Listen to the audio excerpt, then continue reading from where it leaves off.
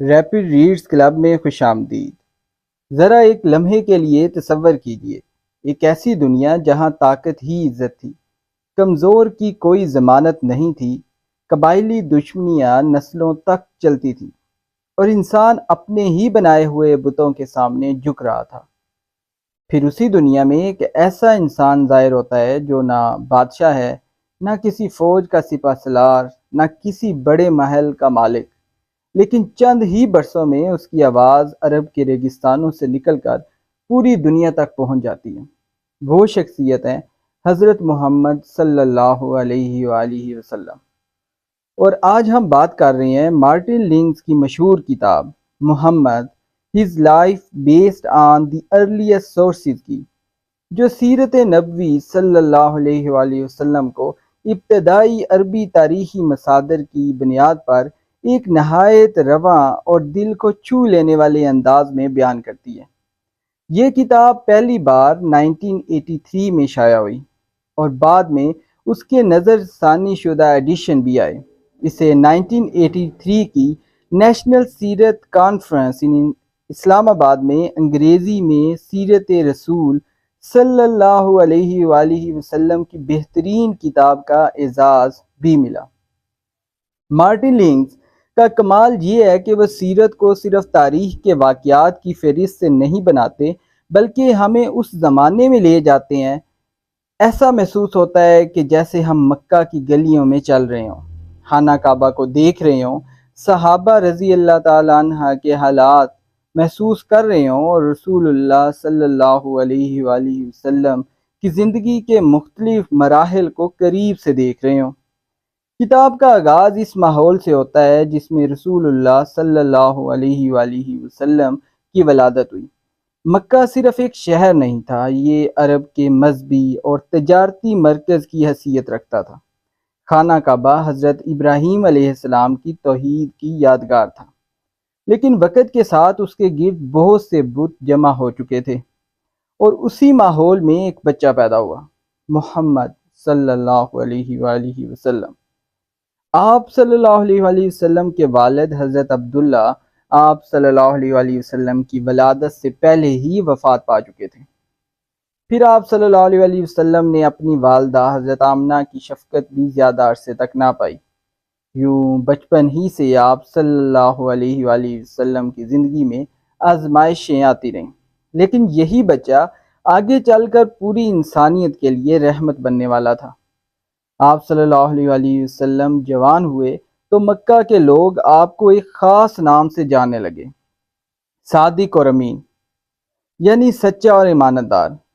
یہ بات بہت اہم ہے کیونکہ نبوت کا اعلان کرنے سے پہلے ہی آپ صلی اللہ علیہ وآلہ وسلم کا کردار لوگوں کے سامنے واضح تھا۔ یعنی آپ صلی اللہ علیہ وآلہ وسلم نے لوگوں کو صرف الفاظ سے متاثر نہیں کیا، آپ صلی اللہ علیہ وآلہ وسلم کی پوری زندگی آپ کے کردار کی گواہی دے رہی تھی۔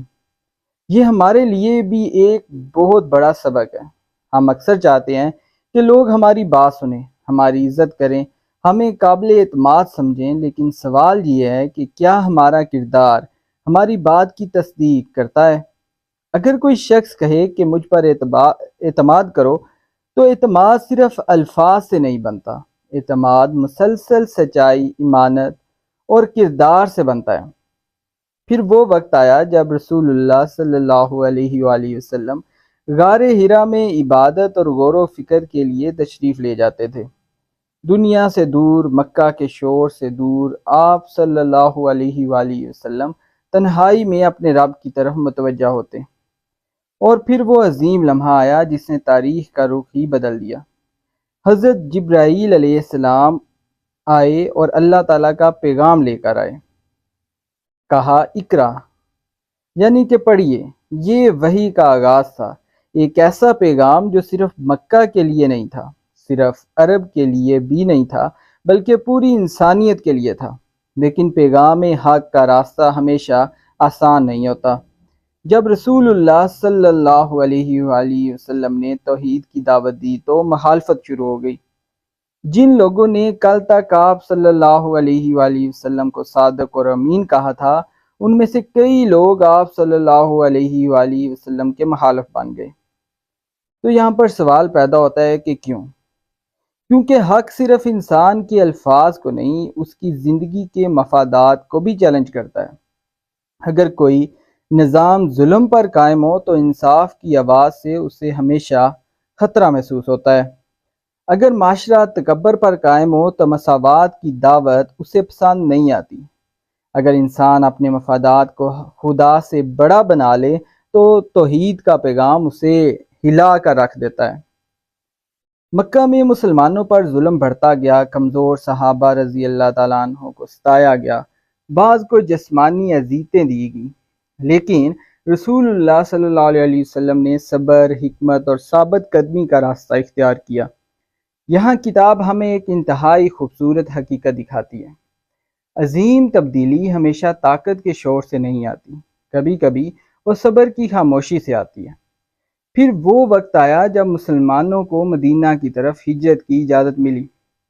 ہجرت صرف ایک شہر سے دوسرے شہر جانے کا نام نہیں تھا، یہ اپنے گھر، اپنی زمین، اپنے مال اور اپنی پرانی زندگی کو اللہ کی خاطر چھوڑ دینے کا نام تھا، اور مدینہ میں ایک نئی اسلامی معاشرت کی بنیاد رکھنے کا نام تھا۔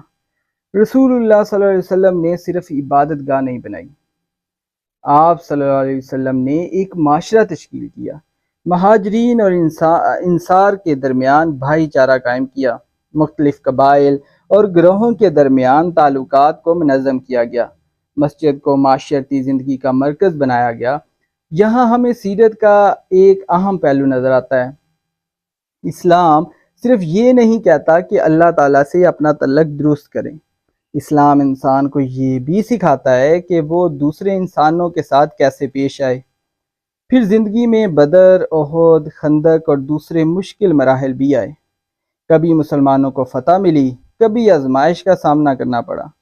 احد ہمیں خاص طور پر یہ سکھاتا ہے کہ کامیابی کے بعد بھی نظم و ضبط اور اطاعت بہت ضروری ہے۔ ہماری زندگی میں بھی ایسا ہی ہوتا ہے، کبھی ہمیں کامیابی ملتی ہے تو ہم سمجھتے ہیں کہ اب ہم ناقابل شکست ہیں، پھر ایک چھوٹی سی غلطی ہماری پوری صورتحال بدل دیتی ہے۔ سیرت ہمیں بتاتی ہے کہ کامیابی صرف صلاحیت سے نہیں بلکہ اطاعت، نظم، صبر اور اللہ پر توکل سے قائم رہتی ہے۔ پھر وہ عظیم دن آیا جب رسول اللہ صلی اللہ علیہ وآلہ وسلم فاتح کی حیثیت سے مکہ میں داخل ہوئے۔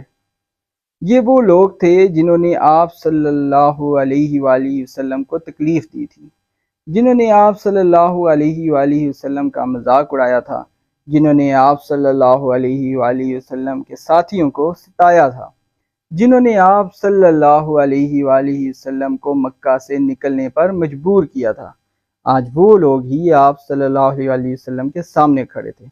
اگر کوئی عام انسان ہوتا تو شاید انتقام لیتا، لیکن رسول اللہ صلی اللہ علیہ وسلم کی عظمت یہاں ظاہر ہوتی ہے کہ فتح کے وقت انتقام نہیں، رحمت غالب آئی۔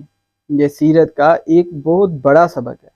اصل طاقت یہ نہیں کہ آپ اپنے دشمن کو شکست دے دیں، اصل طاقت یہ ہے کہ آپ دشمن کے اوپر قابو پا رہے ہوں تب بھی آپ بدلہ لینے کی بجائے ان پر رحم کریں اور معافی کا راستہ اختیار کریں۔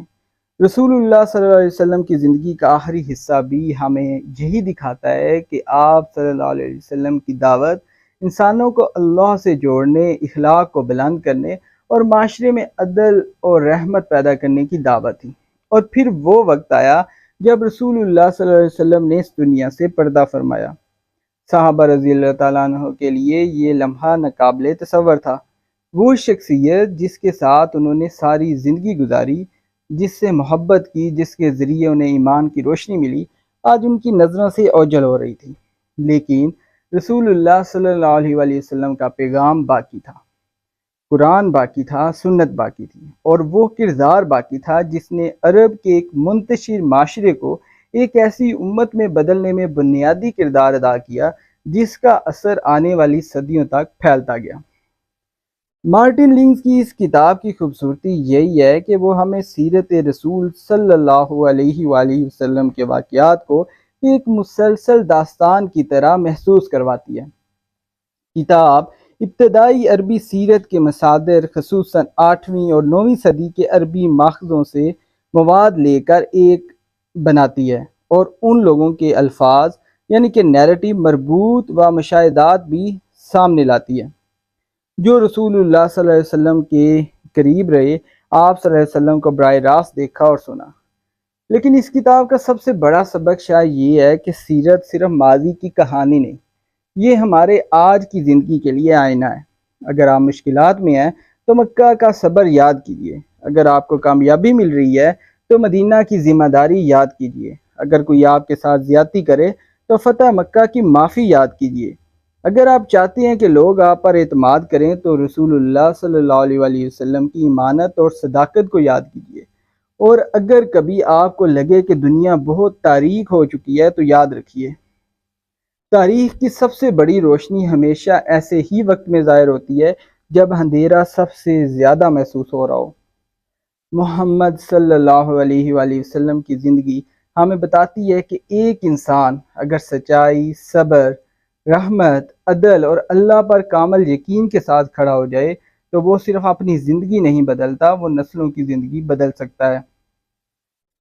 مارٹن لنگز کی کتاب کو پڑھنے کا اصل فائدہ یہی ہے کہ ہم رسول اللہ صلی اللہ علیہ وسلم کی زندگی کے واقعات کو صرف جانتے نہیں بلکہ ان پر غور کرنا شروع کرتے ہیں، اور شاید یہی سیرت کا مقصد بھی ہے کہ ہم صرف یہ نہ کہیں کہ محمد صلی اللہ علیہ وآلہ وسلم ہمارے نبی ہیں، بلکہ ہماری زندگی دیکھ کر یہ محسوس ہو کہ ہم واقعی محمد صلی اللہ علیہ وسلم کی تعلیمات سے محبت کرتے ہیں۔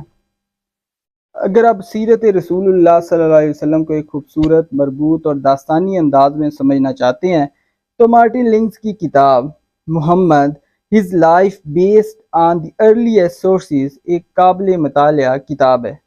اس کی نظر ثانی شدہ اشاعتوں میں سیرت کے آخری ادوار اور اسلام کے عرب سے باہر پھیلنے کے بارے میں مزید مواد بھی شامل کیا گیا ہے۔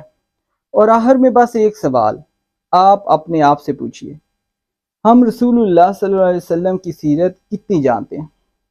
اور اس سے بھی اہم سوال یہ ہے کہ ہم رسول اللہ صلی اللہ علیہ وسلم کی سیرت میں سے اپنی زندگی میں کتنا لے کر آئے ہیں، کیونکہ سیرت پڑھنے کا مقصد صرف ماضی کو جاننا نہیں بلکہ اپنے حال کو بہتر بنانا ہے۔ اللہ تعالی ہمیں رسول اللہ صلی اللہ علیہ وسلم کی سچی محبت، آپ صلی اللہ علیہ وسلم کی سنت پر عمل اور آپ صلی اللہ علیہ وسلم کے اعلیٰ اخلاق اپنانے کی توفیق عطا فرمائے۔ Thank you so much for listening. See you in the next video.